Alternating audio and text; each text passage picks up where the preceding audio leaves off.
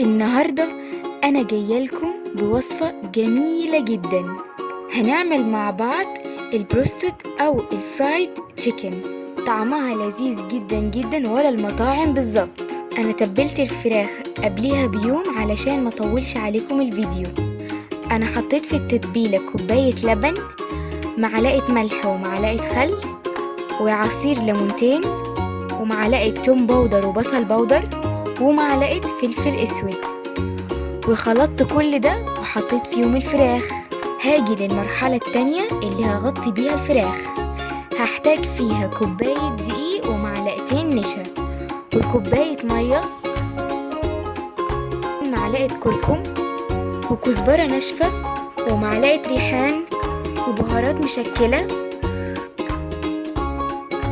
ومعلقة جنزبيل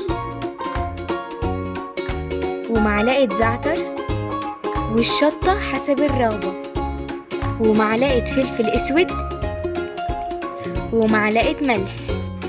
هبدأ أضيف كل البهارات دي على الدقيق.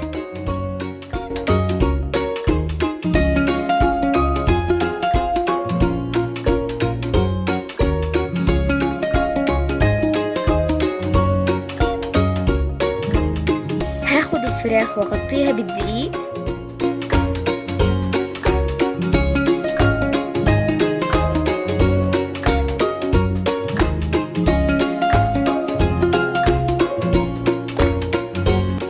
وبعد كده هحطها في المية لمدة 3 ثواني.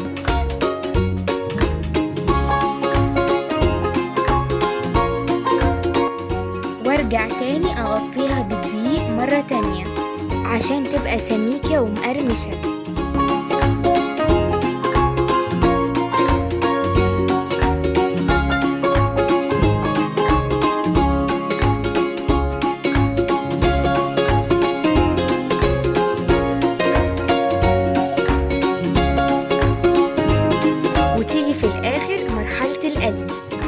لازم يكون الزيت على درجة حرارة عالية جدا. أول ما تبدأ تحمر هوطي عليها الزيت. أنا قدمت البروستد مع التومية والكاتشب، والبروستد ما يبقاش حلو من غير البطاطس المقلية.